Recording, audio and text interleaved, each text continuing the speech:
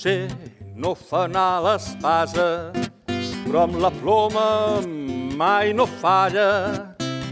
Tant si ens escriu el tirant com les lletres de batalla. Volia batre's en duel, però cadascú fa el que pot. Us presento en Martorell, per als amics en Joanot. Perdoneu, si no he escoltat malament, vos sou Tirant lo Blanc. Sí, jo mateix. Així podríem dir que sou el meu fill. Jo us vaig crear Sou, doncs, Joanot Martorell? per servir-vos. És la ficció la que copia la realitat o bé la realitat la que copia la ficció? Quina pregunta més absurda. És evident que la ficció no és sinó un reflex més o menys deformat de la realitat. Ui, jo no n'estaria tan segur, Amb vos, Tirant, els llibres fantasiosos de cavalleries moren i neix la novel·la cavalleresca. Això vaig escriure, una novel·la cavalleresca? És la primera notícia que tinc. No solament vau ser un gran escriptor, també éreu un cavaller vigorós No puc negar-ho. i colèric. Vau provocar molts enfrontaments. Perquè no m'agrada que em trepitgin l'ull de poll. No em puc oblidar l'enfrontament més sonat de tots, que és anterior als altres i que a mi m'afecta personalment. L'any 1437 contra Joan de Montpalau, el nostre cosí. No esmenteu aquest nom, el nom d'aquest miserable al meu davant, senyora. Què us va fer, pare? Va ser una qüestió d'honor. I no em tornis a dir pare, maleït siga. D'acord. Pare. Voleu saber què li va fer, Tirant? Havia promès casar-se amb mi i no va complir la seva promesa. Ja us havia deshonrat. I es negava a respectar el seu compromís. No podia permetre-ho. Ho vaig fer per vos. Mentida! Ho vau fer per vos, pel vostre orgull. Martorell, com va començar tot? Què deia la primera carta que vau enviar?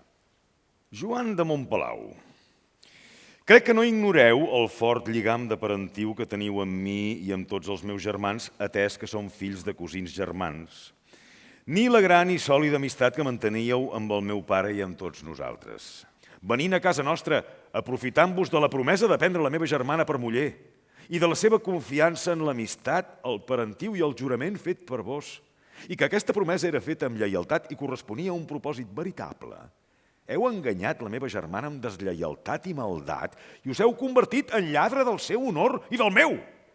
Amic Tirant, us demanaria que assumíssiu el paper de Joan de Montpalau i ens diguéssiu quina va ser la seva resposta.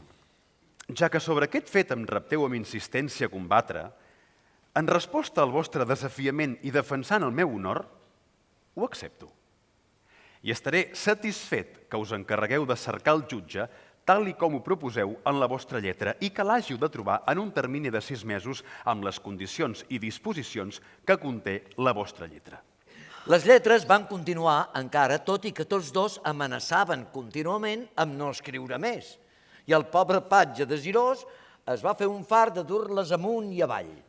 Però pel que fa a Joan de Montpalau, com va acabar tot plegat? De la manera més frustrant, després d'aconseguir que el rei d'Anglaterra fes de jutge en el combat, al final el duel no tingué lloc. Els negociadors de les dues parts van imposar a Joan de Montpalau una pena pecuniària i el 1445 en va haver de pagar una reparació de 4.000 florins.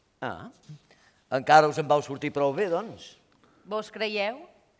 Com us he dit abans, em vaig quedar per vestissants i les amigues i conegudes somreien per sota el nas quan em veien i em tractaven de puta a la meva esquena. Jo no sé si éreu un bon combatent o no, però si cap dels cavallers amb qui somiàveu lluitar hagués acceptat el vostre repte i us hagués mort, el món s'hauria vist privat d'una de les més grans novel·les de tots els temps. Només per això val la pena d'agrair a Joan de Montpalau la infinitat de recursos dialèctics que va fer servir per no haver de combatre.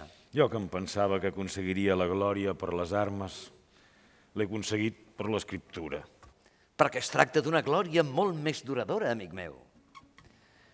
Deixem les lletres de batalla, les vostres i la de tants altres cavallers, com a mostra interessantíssima, això sí, d'un temps i d'uns costums, d'una mentalitat avui superada.